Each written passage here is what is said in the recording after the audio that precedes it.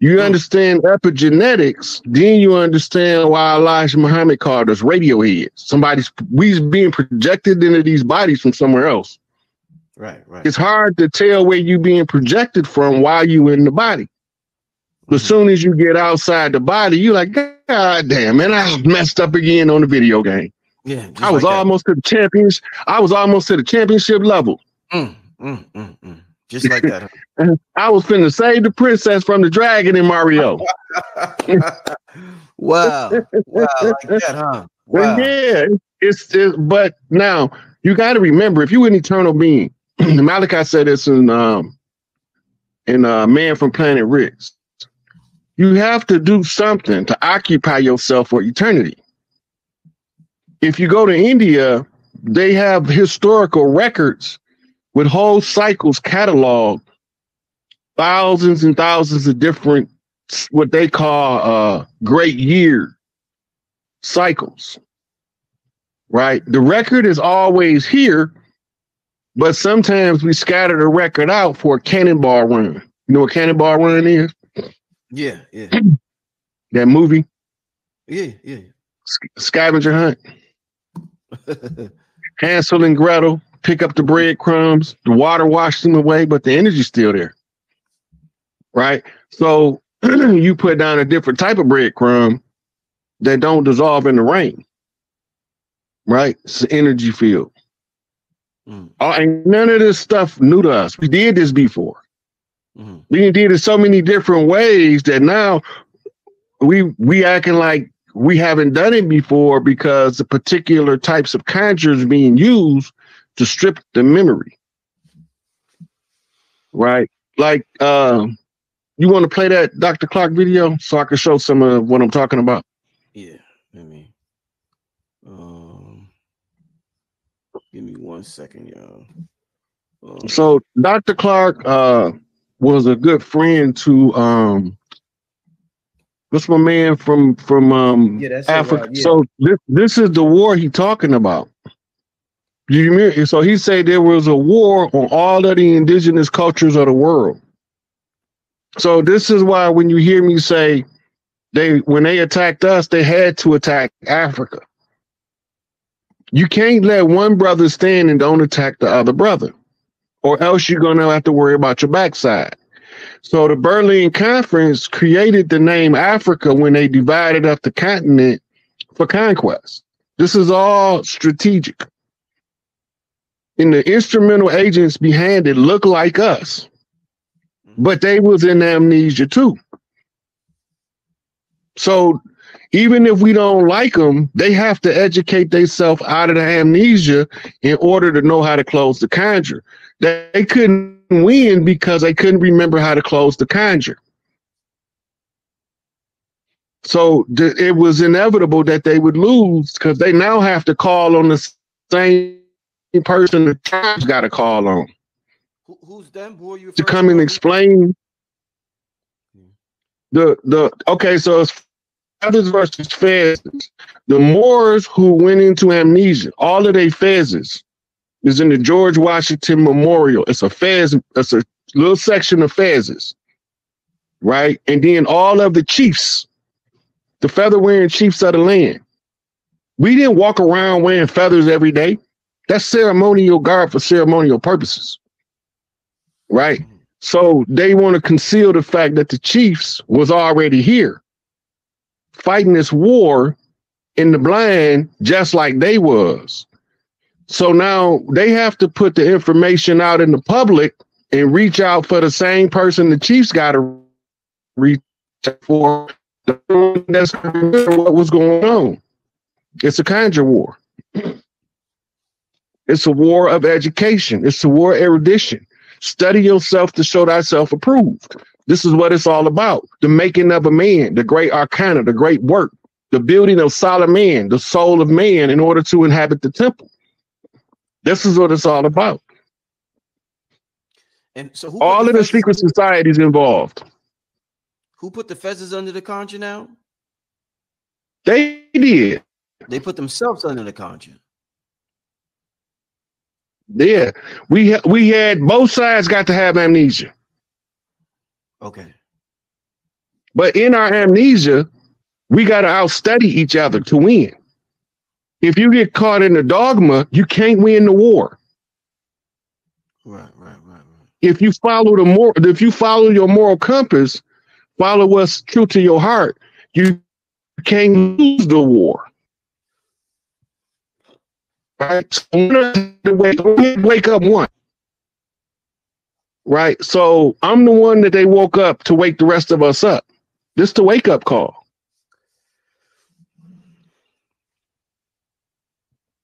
So what gods? So all of these secret societies in it. What was the question, Rich? In terms of the fifth dimension, this chess game that's being played in the fifth dimension, Mm-hmm. what gods are working in the favor of the feathers, and what gods are working in the favor of the feathers? Okay, while we was in amnesia, none of them. None of them? No, we was left to our own devices to show ourselves worthy to let them relax. We had to prove it.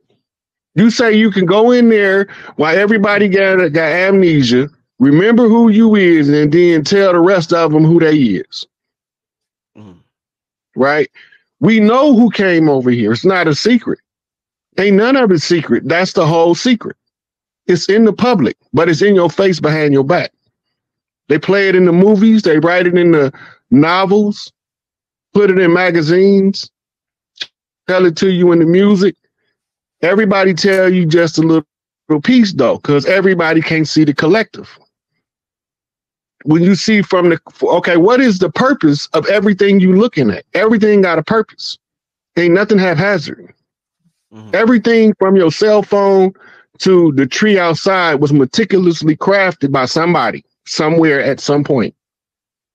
The flora and fauna of the planet is drawn from the catalog called the Voynich manuscript, and that's why they can't translate it, because the language ain't Earth. Mm-hmm. Right?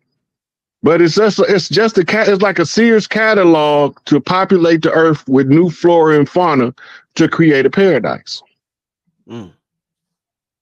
Right? So when you're looking at all of these ancient texts, you realize that all of this stuff is constructs of the mind that we go through in cycles of trying different things in order to not be bored for all eternity. Yeah, I was just about to ask you, Rod, in the movies, that shit is like a curse, being an eternal being. That shit is miserable. I think the vampires, whoever these people are in the movies, they be wanting to die, Rod. They be like, oh, I'm still here. So, I mean, death is an illusion. They know death is an illusion, though. Death is an illusion. It's only real in the game. When you're not in physical form, death ain't real. No, I get that. But do you think that living for eternity is probably one of the things that Source or Big Mama or whoever this entity is one of the things that makes it most saddest? The fact that it lives for eternity? Like, that's forever. What the fuck are you going to do forever? Yeah. So what you're going to do forever is come up with new cycles, with new ideas, and then strip them all back down and start all over. It's just like a kid with a block of Lego set. He's going to take his Legos and he's going to build something, show it off for a little while, then he's going to tear it down and he's going to build something else. That's what we're doing. Mm-hmm.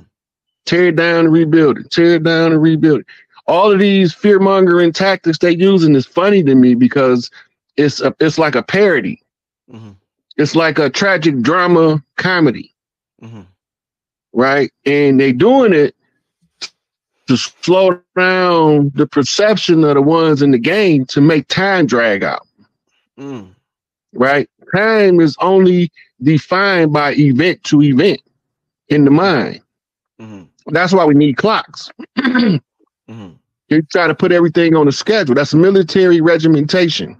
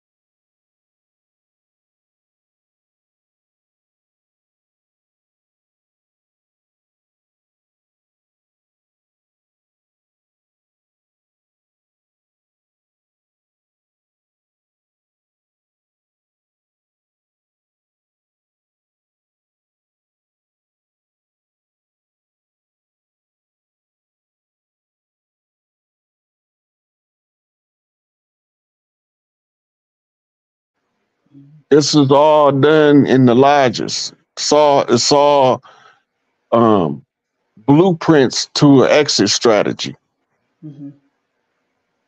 So when you see the George Washington statement about the 200 years, Mm-hmm. we wouldn't know which side of the water we from if they take the fezzes from the Moors and the sandals from the chiefs. Right? So that group of chiefs are now here reclaiming everything in what we call their descendants. So it comes down, they say beef is inherited, and they telling you that for a reason. Mm-hmm. So the totem chiefs come back at the end to fix all of the problems and to restore the tribal mothers back to the land. And we work from different fields based on our ability. Everybody not supposed to do the same thing. Because if everybody do the same thing, we couldn't get nothing done. Mm-hmm. So everybody not always supposed to agree. Because if everybody always agreed, we wouldn't get nothing done. Right. It's through the disagreement and the contention that the truth surfaces above the BS. Okay. Right? So Sabir Bey know he tribally from this side of the ocean. Mm-hmm. And he know it's dirty Moors. All of the Moors know. If you say, what do do y'all call certain Moors dirty Moors? They tell you, yeah. Yep. They do it themselves because they have to identify all of the infiltrators in their ranks. Mm. This is how we know if we infiltrated or not. Because we expose in our ranks who is who. And then when somebody is acting different than who they profess to be, they're not us. Mm-hmm. They invader and they're an infiltrator. Right? But you have to know the MO, the modus operandi of the ones who's doing the infiltrating, what they're here for, who sent them. Right? So once you understand that, then you say, well, what strategies is common for these people? What do they use to win in their wars? And this is what they will be using against us. Their greatest tool is called deception. Right. False narratives and misleading dead ends. So when Noble Drew Ali said get a good Moorish education, he didn't mean to stop with the pamphlets. The pamphlets was just some codes. It's all data codes. Right? It's certain stuff he say in the pamphlets that lead you to a broader spectrum of research if you know what you're looking at. Mm-hmm. Noble Drew Ali was native over here. But he had to find out what was going on the land. Mm-hmm. If you don't know what's going on, there's no way to fight for freedom if you don't know what's really going on versus what it looked like on the surface. Right. I mean, you have to dig in places that other people are not going to look. Right. He found himself after years of traveling the sea trying to find stuff out, settling in New Jersey. This is where he encountered the Moorish Zionist temple. Mm-hmm. Right? So when he found out the conjure that they was maintaining was the 200 years George Washington conjure, he said the only way out of this, the chiefs need to know what's going on behind the scenes. Mm-hmm. So he had to put the Masonic secrets in the public domain. And this is why you see a lot of sensationalism in our art, because that's how we express an idea. A picture is worth 1,000 words, but a word is just a word. Right. Right? So we can tell more through art and artistic expression in one sentence than we could in a whole book. Yep. Here at the beginning, but I told Sister Freedom, I say, I'm a Pan-Africanist too. Really?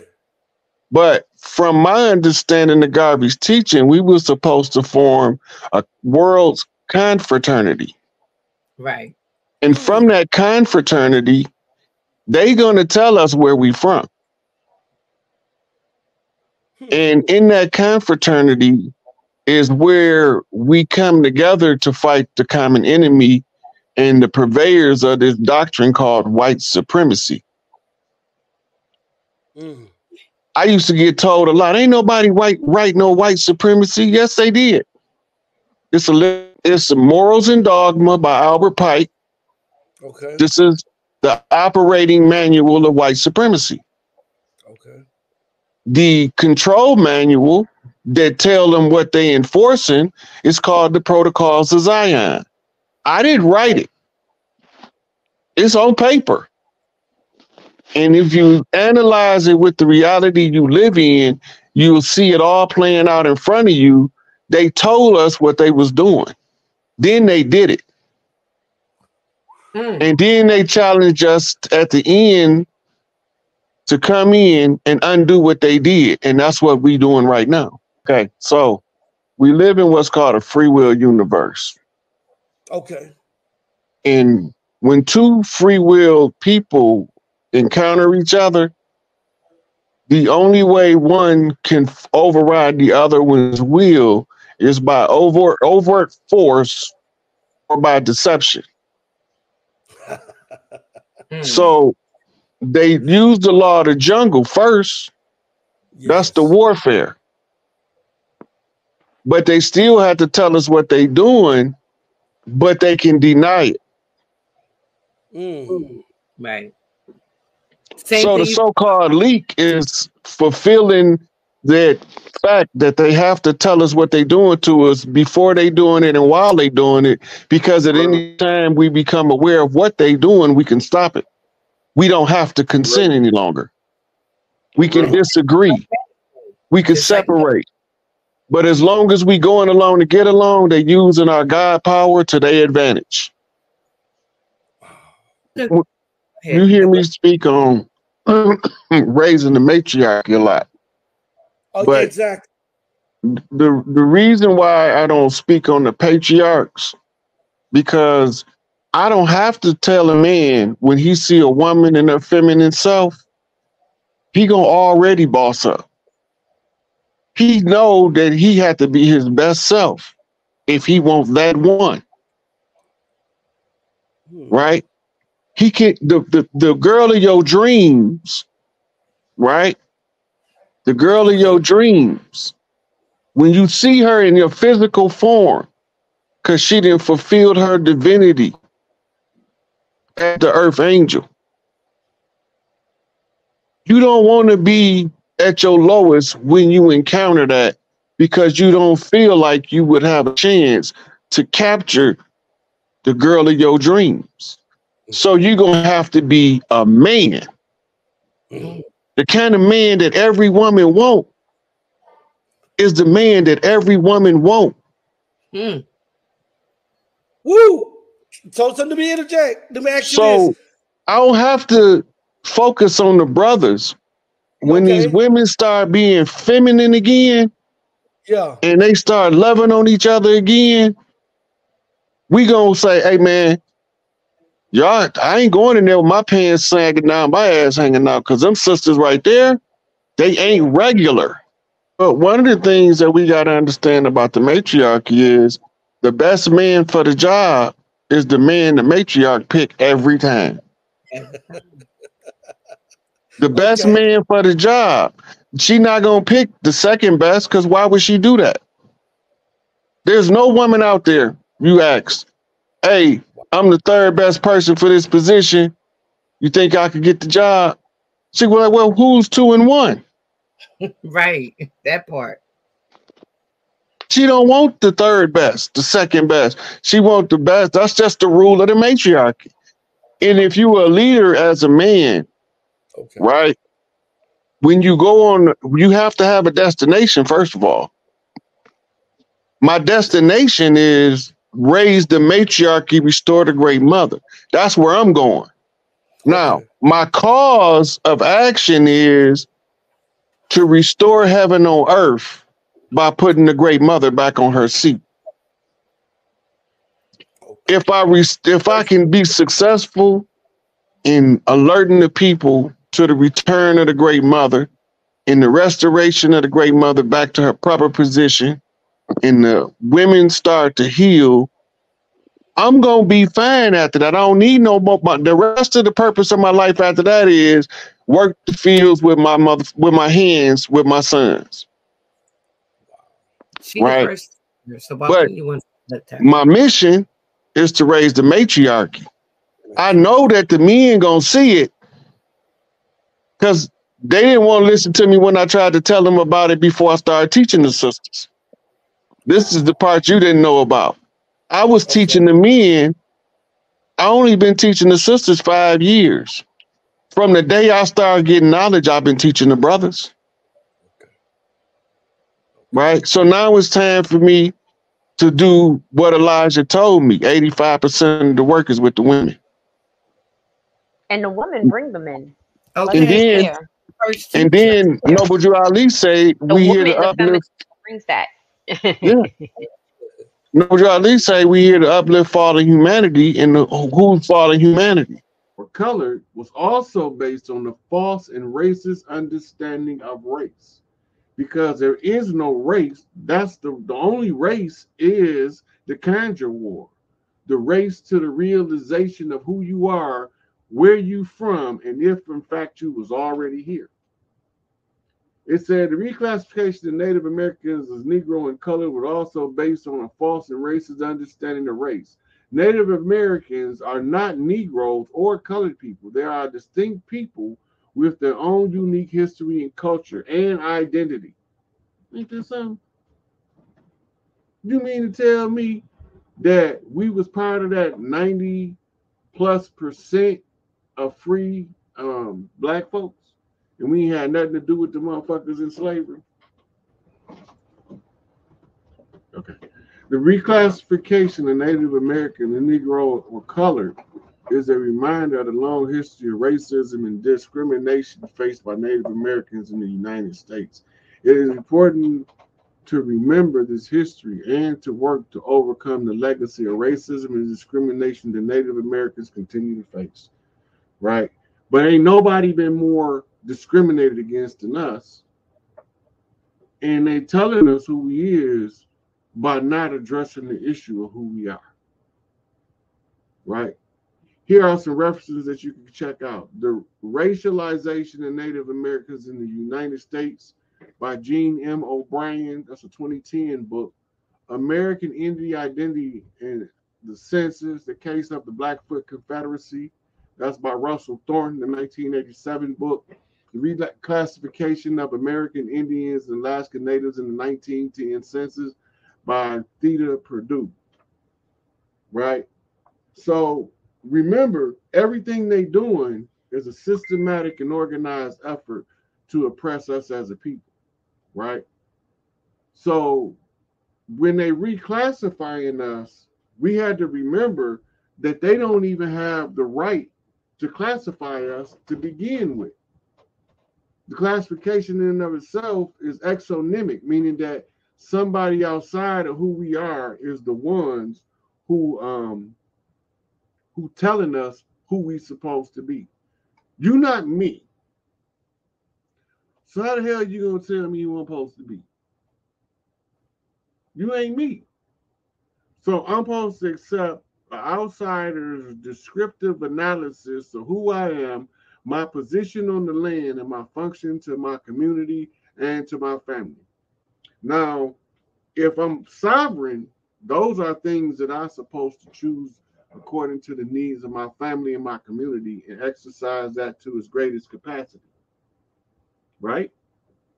So if I want to use my intelligence, my savant-like memory to the greatest advantages of my people, I will solve the problems of my people that's most detrimental to us as a people. Does that make sense? So when we don't remember our culture, one chief can't tell another chief what to do. That's the culture. All we can do is offer wise counsel and sound advice, and if they pay attention, But most of us are hard-headed, stubborn, and don't want to hear shit a motherfucker got to say. Because those are the natural characteristics for a chief to be able to hold on to his chief seat. You gotta have that shit to hold on to your shit.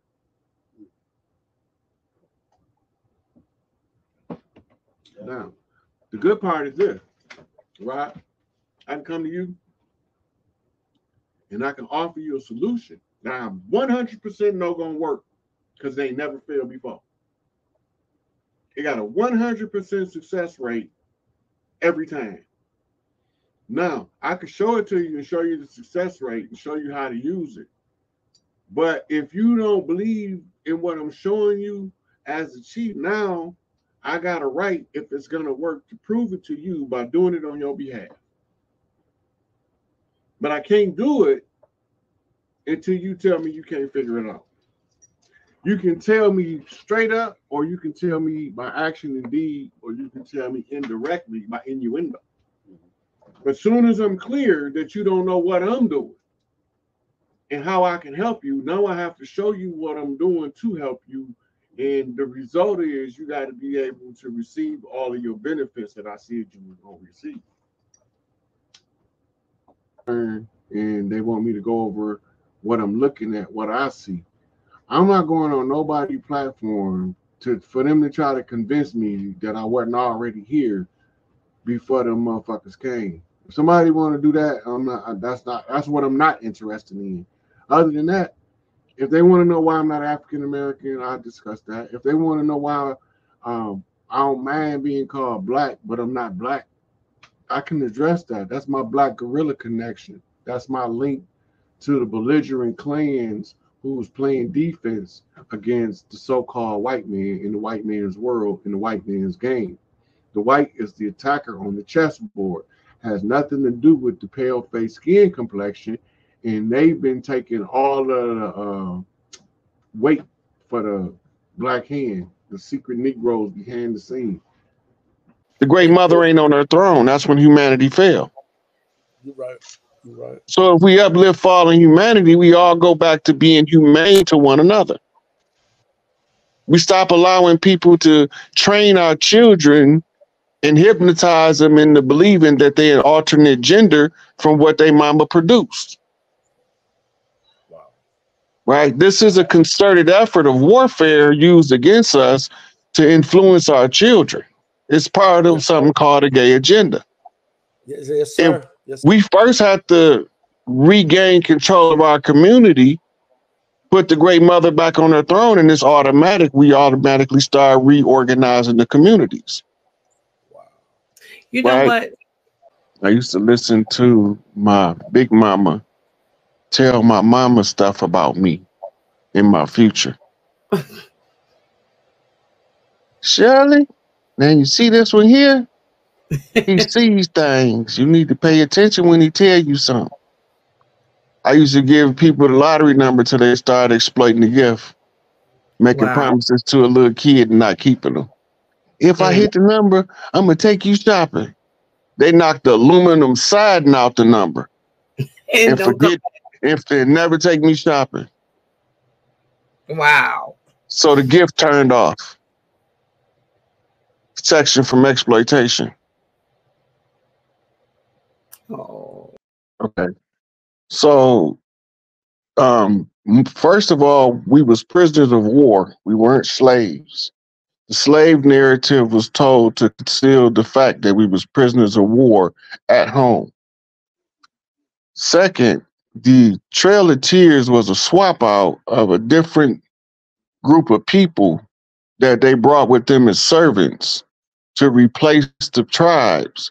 Those cities that's predominantly us in the South is that way on purpose, because a lot of them was villages before they were cities. And we had settlements down there as they ousted us on the Trail of Tears and continued on with the imposters to settle on the reservations.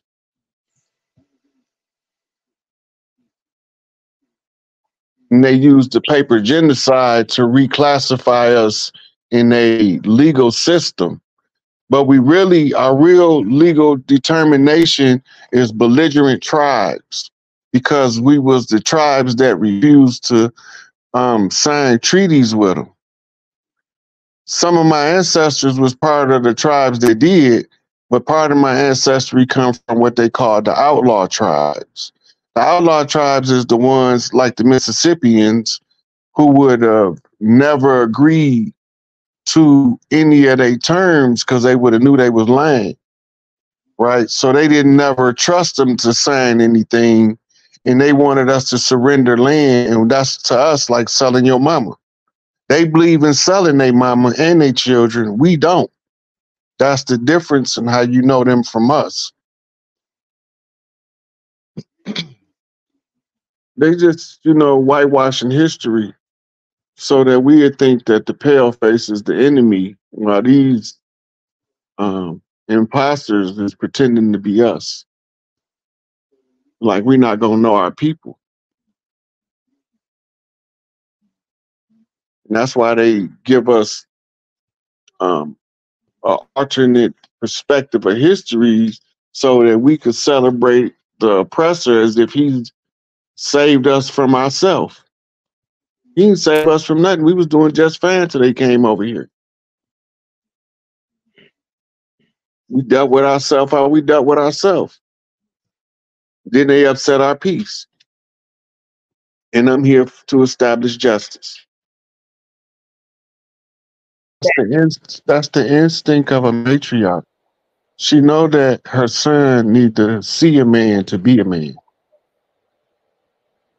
Anybody born with the gender can be male, but only certain types of men is the influence that a matriarch will want around her son. So sometimes the father might have problems with drugs or alcohol or whatever, hookers, whatever his vice is, and it don't work. The wise women know to expose their son to strong, positive, driven men.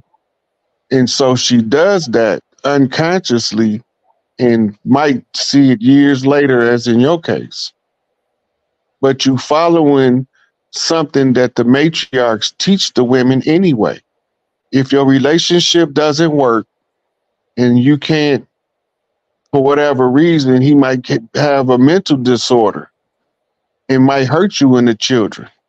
So you can't have them around. And the matriarchy tell the women, if you have sons, make sure that they're exposed to the type of men that you want your son to become. Mm-hmm. And the exposure allows him to see what his masculine side's supposed to look like. Right? But the women that's caught in the feminist agenda, they don't want their son to exhibit masculine traits. So that their patriarchs that they represent as drag queens can be the dominant male figure for the women to look at. And they all got skeletons in their closet bigger than dinosaurs. And so long as our men don't just do what the man supposed to do, it's like in my case, my mama sent me to do this work. She don't send me to do nothing this complex just to be sending me. Somebody finna get this work. My mama said we ain't come from no Africa. I don't need nobody else to tell me nothing after that. We ain't from Africa. My daddy told me about his Native American grandmama hair down to her ankles. I don't need nobody else to tell me nothing. I know what's going on. I read the culture and I read the history. And the culture don't agree with what the history is telling us. Okay. So I'm telling the people what the culture say. So the Carolinas is very instrumental in this entire 500-year struggle. It was the Gullah Geechee Big Mama, who was the highest matriarch on the land, called all of the tribes to war against the Spanish in Florida in the Gullah Wars. When the Afro chiefs arrived, this is when they started calling us Seminoles. And they said that the Afro chiefs was runaway slaves. That's the Seminole narrative. The Gullah narrative is Big Mama said all hands on deck. We got invaders at the door. Some of us went to give support against the French in Louisiana, and the rest of us, all hands was on deck, moving into Florida. That's why Florida, the finish line, right? But the call came from the Carolinas. And this is why Big Mama, Mother Empress Redbird, had to be coming from Carolinas, because the same place that she emerged is the same place that we got the call. And this is why they were saying that we was runaway slaves. We wasn't running away from plantations. We was running away from family settlements that they had encampments around to keep us on. And when they took Big Mama out, they took her name off Big Mama House and called it the Big House. And Slick Willie, she was married to, dressed up like the butler and put them fancy white folk in them fancy clothes and told them that they was the owner all the time. That house nigga was running the show. This what happened to us. This is why we were so adamantly against the house nigga. But see, he used to, behind the scenes, treat Miss Ann them the same way they treated us in the field. And when Miss Ann them get tired of it, they realized that he didn't actually gave them too much power, and they ousted him from the house. He ran out to the field for help. And we none the wiser. So after the fact, then we start realizing we can't stand them house niggas. King George was solicited by the French to sponsor Georgia as a state to stop us from supporting the Gullahs, and they was put a military force in the state of Georgia to try to stop us from giving that back up. This is when we went into the Conjure Wars. This is the cause. What's special about the Gullah Geechee people, when we talk about the royal families from Africa marrying into the royal families over here before Columbus came, they a prime example of that. They a prime example of that. They knew what tribes that the people that married into the people over here was from. And then their history was changed to the slave narrative. But they was here long before that. Settled on them islands, just like you talking about. Their culture itself is seductive to our people, because the way that they fuse their indigenous ancestry and their African ancestry is almost hypnotic to experience for us. The only, we was POWs, they call it the slave trade, to try to convince us that we came from somewhere else. Yeah, we was prisoners of war at home. Yes. Okay. But go ahead, I was talking about the Trail of Tears and how they pushed us out on the. They were saying we was Africans, but we wasn't no damn Africans. We was already here. That's just to make us not reclaim the land at the close of the age. Trick no good. And if you pay attention to what you're saying, go ahead. Look, what you're describing is the call back home that Mother Nature giving their kids. When we have to move for a purpose like war, right? We always going to return back to the part of the land we originate from. We have to. It's in our nature. Everybody makes a pilgrimage back home. They don't know why they going. You hear people now, girl, I'm going to Texas. I don't know why I'm going down there, but I got to go to this game. But it got to be the game in Texas. They having the car to go to Texas. They just need an excuse. because they seeing something spiritually that they can't explain in the 3D. Nature calling them to Texas. Now they looking for a game in Texas so they can have an excuse to go. Because they don't know how to tell their friends that they just had a spiritual experience, and they realize that they need to go to Texas, even if it's just to spend the weekend. Dude, it's in their culture, it's in their blood. They know the African kin folks they got on the other side of the water. That's the difference between a lot of the rest of us, is that we don't trace back to Africa because we was already here. And if we did, we would be able to Gullah Geechee trace back to Africa. Right. They can tell you when they got tribal history of interacting with Africans long before Columbus. They were doing trade and marrying in the royal families with Africans long before Columbus sailed. Okay. They had already had a communication and presence in communication with both sides of the water.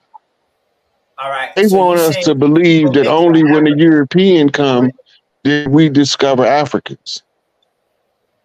All right. It's all up. Listen, they traded, Africans traded with our tribes all up and down the eastern seaboard, including the islands. What year was this? This was before Columbus. For thousands of years. It's nothing new. It's not new to us over here to have interaction with Africans. What's new to us is to tell us that we are Africans when most of us was already here. Yes. Right. Yeah, they would be referring to the, because they had seafaring tribes long before Columbus sailed. This is how the Moorish navigators knew where to come to look for a settlement. Right. Because it was in the log that all of the navigators of the world had at the time. This was just an off-limits land that they wasn't supposed to touch. That's why they call it God's country. The Vikings did come over here before Columbus. So you're talking about the Norse, the Celtic, and the people like that. They today we call them Hell's Angels because they was given the charter to roam as nomads. Now, did they hit North America? Yeah. It's not a myth story. There's artifacts. There's artifacts that accompany that. What's the artifacts? Where they did have? At?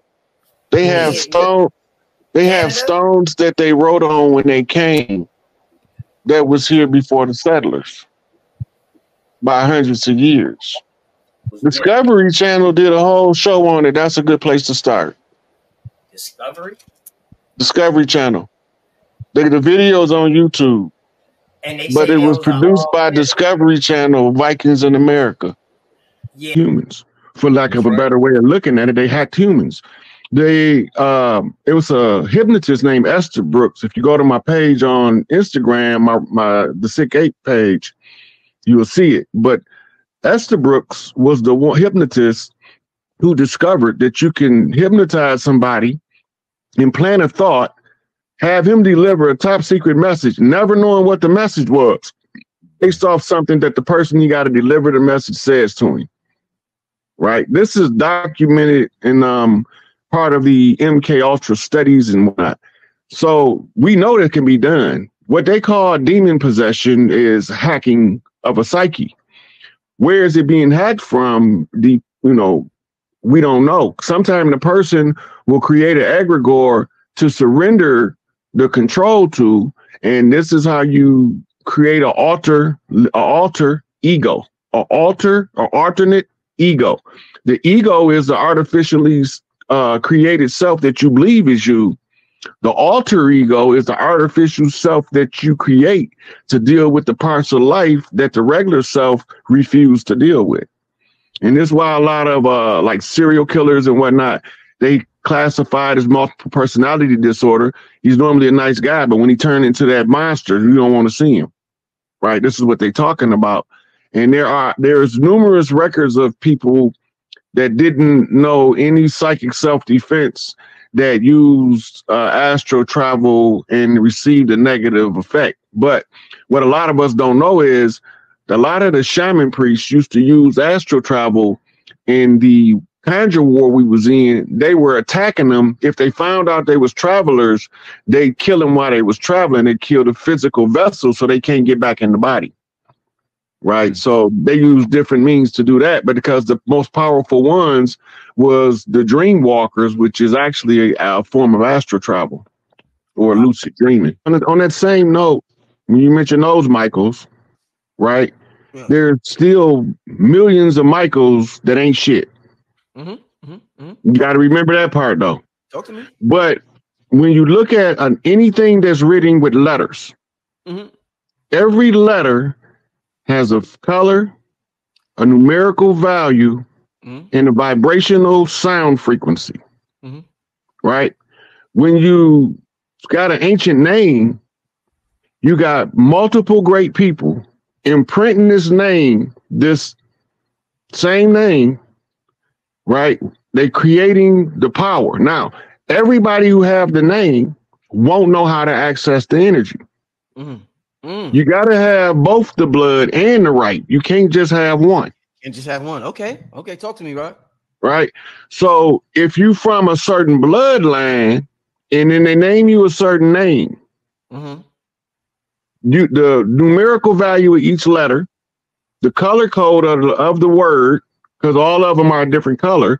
And then when you mix colors, you come up with an original color when you mix different colors together. So it's going to create its own color. And then it's going to have a density to it that can be actualized like an app on a cell phone. Right. So remember, all of this stuff is egregores, thought forms. You keep talking about that. Right. Because we keep doing this to ourselves, not knowing what we're doing.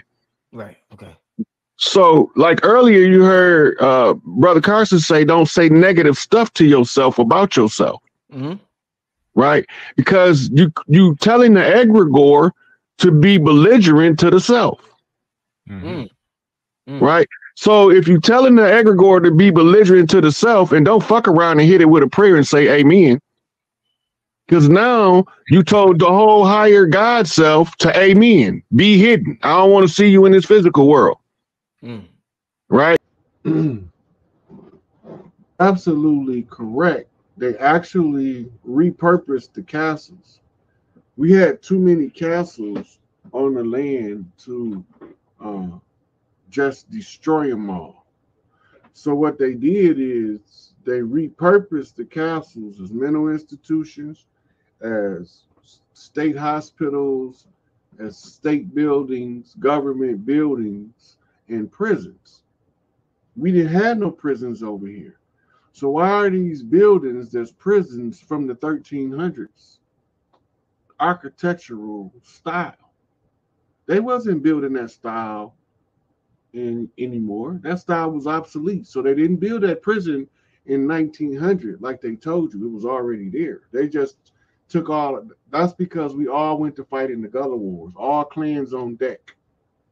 The Spaniards was the primary obstacle. We also fought the French, the Dutch, the Portuguese, the English, the Spanish. All of them was working together to come and conquer us.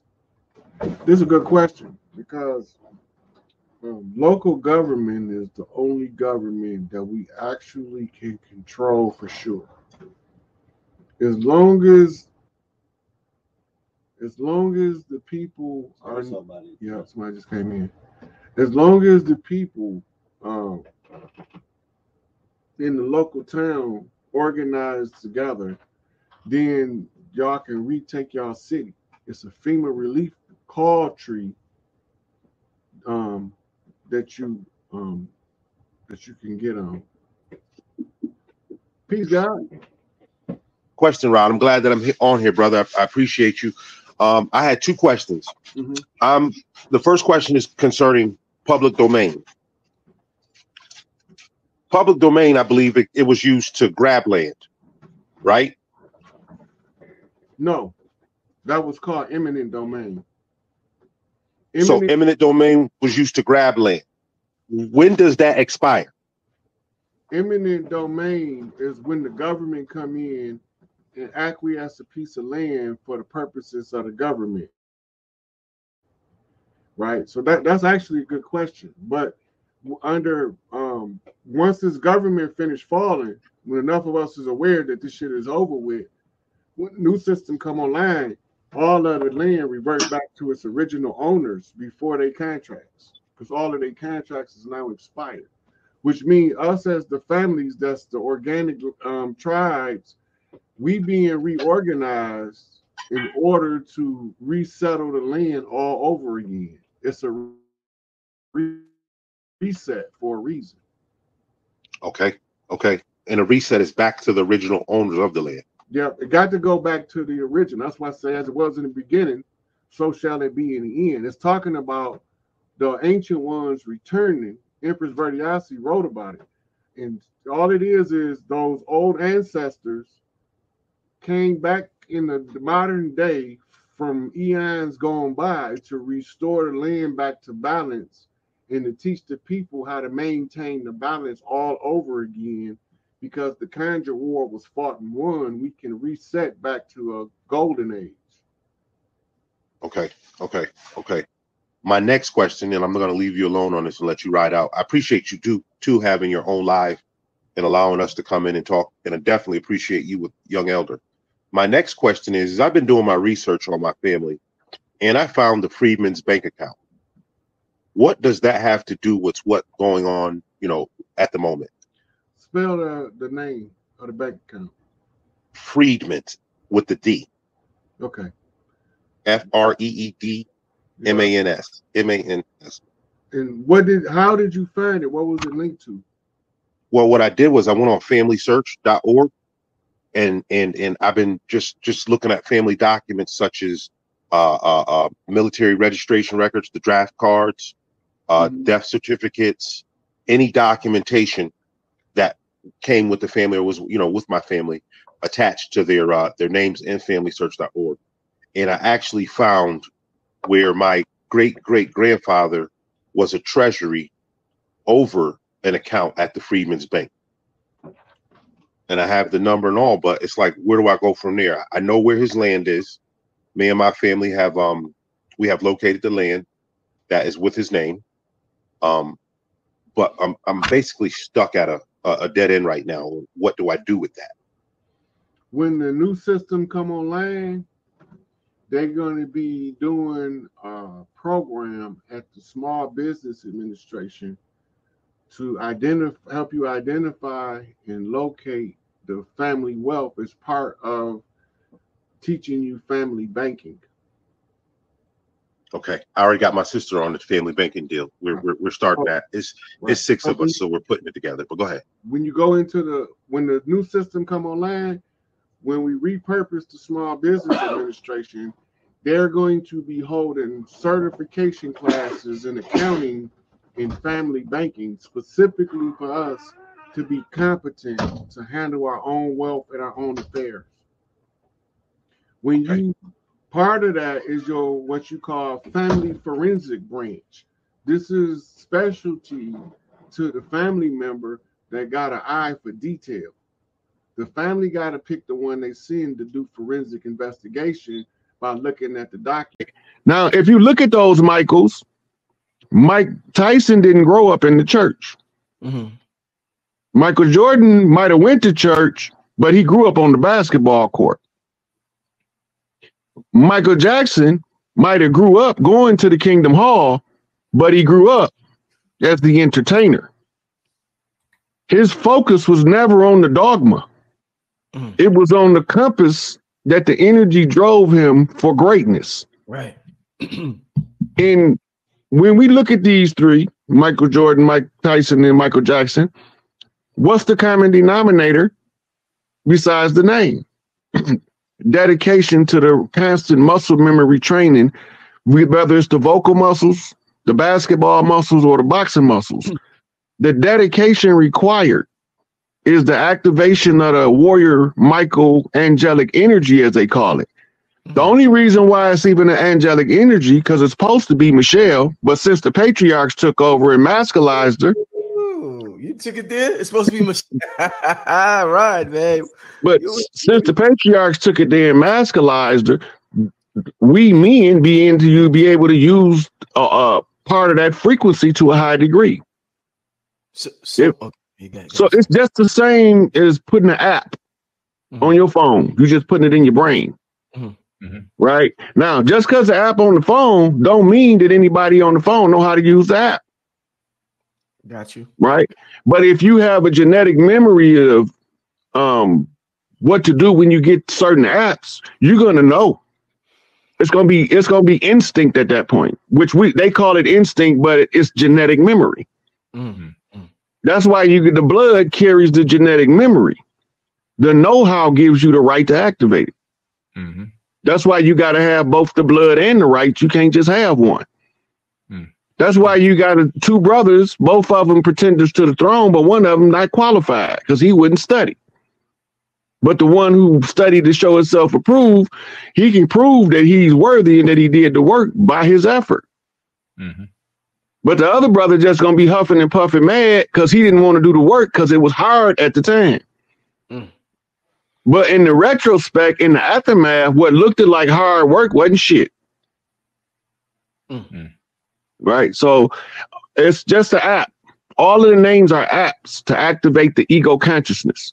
Right. It's the same as on the phone. You just got it in your Earth rover. First thing is the jealous God concept is where we got to start at, because first of all, jealousy is a frequency. But in the human animal, jealousy is a learned behavior, and it once was classified as a mental disease or defect by the psychological DSM manual. It used to be called dementia praecox, right, which is a form of schizophrenia. And the jealous God is Enlil himself. Right. So just take us back to that Anunnaki shit, because if you leave the Middle East and you study religions like Buddhism, Jainism, Taoism, Zoroastrianism, Hinduism, none of their guys is jealous until you get to the Middle East. This Hebrew Babylonian Yahweh God is the first God on record to openly leave a record saying that he was a jealous God. Jealousy is a learned behavior in humans. So who taught this God to be a jealous human? Right? Because if he was truly jealous, that means that he got a human attribute that he doesn't have the God quality capable of controlling. Right? So the ones who sacrifice like that, it goes to what we was talking about earlier with the white noise. It's not that they don't want to be good in the family they dedicated, because we know subconsciously at some level our ancestors lost the land through sharecropper agreements through a crooked government. And they got meticulous records on it. They told us what they did. It's not no secret. They caught our elders up in sharecropper agreements, and then they destroyed product. So now they can't grow nothing this season. They got to double up on the loan next year, and on the third year they seize it for 9 payments. They've been doing that since they've been here, burning up the farms, burning up the record halls, trying to conceal the dirt. But you got people in the families that's always been record keepers, so they can go back 200 years in their direct family back to their land. Ain't none of this a secret to us, but because of the conjure war we in, and we don't understand the nature of it, is ignorance. Right? Bobby Hemmett tell us, Bobby Hemmett said, look, out of all of the melanated people of the world, there's something special about the ones from this land. Right? We the ones who are the creative men that love the women so passionately that we generate masculine forms of art.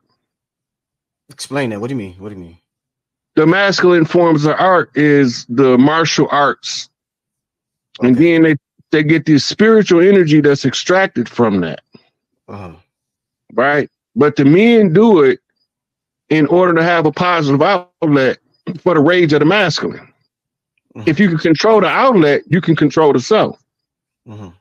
All that stuff is scripted. All them professional sports is scripted. But you know when it ain't? When you play in Little League. It's not scripted. Because you're trying to learn the game. And what else they teach you in the same age as Little League? Board games. These is giving you the rules to how to play the game called life, which takes you to a plutarchy, right? Which is a total domination of all in existence, right? That's the final conclusion of the game of the gods, right? So they tell you all of these examples to go by, but they don't never tell you what they mean, right? Then they get you caught up in moralism, right? That don't got nothing to do with us. We want to be good because it's the nature of those who come into the physical body. But those who wish to experience pain sometimes go bad because the pain drives them in the wrong direction. That's called taking the left-hand path. But how far are you going to go down the wrong path before you realize this ain't for me? Some people getting in too deep. Right. So this is the parameters of this conjugal war. You know, Rod, you mentioned the sister Erin Lyons earlier, and we was talking about Lemuria. I'm interested in knowing. I've talked extensively with you in the past about Atlantis, but I don't think we've mentioned Lemuria and Mu. I believe that's the same thing. What's your thoughts on Lemuria and its connection to America? We've talked about Atlantis, but I believe Blavatsky said Lemuria was the third root race. Atlantis was the fourth. So Lemuria came before Atlantis. We talk about Atlantis, but people don't talk about Lemuria as much as they give Atlantis love. So what's your thoughts on Lemuria? Well, they shifting away from Atlantis now and going to Tartaria. Right? Mu is a city. Atlantis is an empire. Mu is one of the first concentric cities that the matriarchs made, right? And when they decided to scale the project up, it evolved into what became Atlantis. Where was Atlantis? Is the city of Mu? It was on the island. The island is sank, right? But when they tell you Atlantis, the capital of Atlantis flew away. It didn't sink. Right? When they telling you it sunk, it went the other direction. When they tell you that the Noah's Ark floated on the water, that's not what the books say. But nobody don't pay it no attention. They just go right over it. They say that Noah's craft was taken up into the sky. Right? And most people is not going to ever see that. But it's not going to make sense unless you realize how can New Jerusalem be coming back if it ain't never been here, right? Which is also a hijacked terminology to mislead us from what they're talking about. When they call Jerusalem the city of peace, we talking about the capital city of Atlantis, which was a jumper. It was called a jumper ship, right? We didn't been through so many, everything you can think of has been true at some time or another on Earth. You can't think of nothing that never happened. It all happened. And it probably didn't happen exactly like people tell it, but the general outline of the story is still consistent with the historical record of the planet because we went through this cycles and cycles on top of cycles. This is nothing new. Right? So we go through the cycles, and then when the cycle gets so bad, somebody got to clean it up. It got to be cleaned up at the close of every age. Why did its capital move? Why did it sink? It just the shifting of the land masses. But Atlantis flew away because of war. The capital of Atlantis flew away because of war. Mu sucked because over time it wasn't functional because it was already at sea level. So when the sea level shifted, It just consumed it. You know it today as Bimini Road.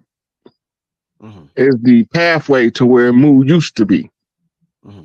It's called the Bimini Road. But it had, every time we did this, we had satellite cities. That's why you see pyramids all over the world. But the pyramids started in the Americas. It's a purpose for them that we're not going to get into, other than what people think. But when they start reactivating, it started to make sense because it pulls the hologram down. This is what don't nobody want. It's called lifting the veil.